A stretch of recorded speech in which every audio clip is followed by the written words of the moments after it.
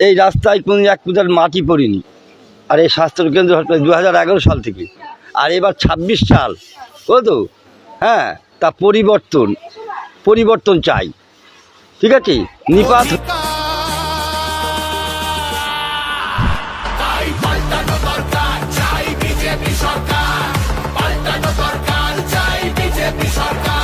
শান্তিতে যে রাত্রি বা প্রত্যেকদিন রাতবেলা যে ঘুমাতে পারছি শুধুমাত্র মোদির জন্য।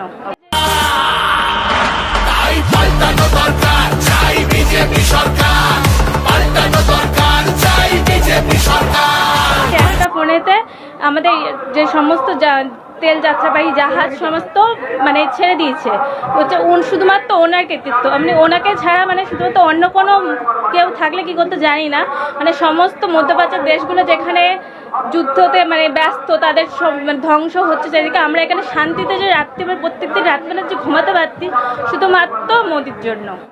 তাই পাল্টানো দরকার, চাই বিজেপি সরকার, পাল্টানো দরকার, চাই বিজেপি সরকার। অনুপ্রবেশ রুখতে হবে, বাংলা তবে বাঁচবে।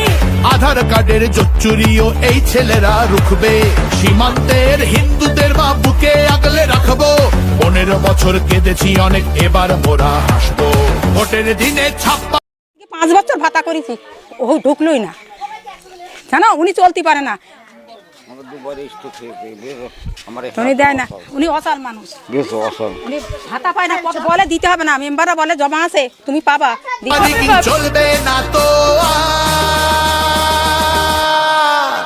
তাই পাল্টানো দরকার, চাই বিজেপি সরকার, পাল্টানো দরকার, চাই বিজেপি সরকার। আসছে এবার মোদি যে মা, ভরসা তুমি রাখো, অনাচার আর থাকবে না মা, নিশ্চিত। কিছুই আমরা ভুলিনি, প্রতিটা একটা করে কাণ্ড ঘটছে, আর সেই কাণ্ড উনি কি করে ধামাচাপা দিচ্ছে।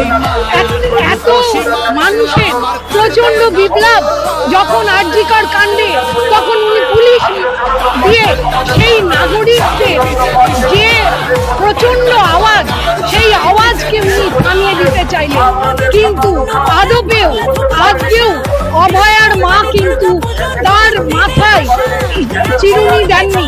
সুতরাং আমাদের মনে রাখতে হবে যে আমাদের রাজ্যে সঠিক বিচার পেতে এই সরকারকে অবশ্যই পাল্টানো দরকার।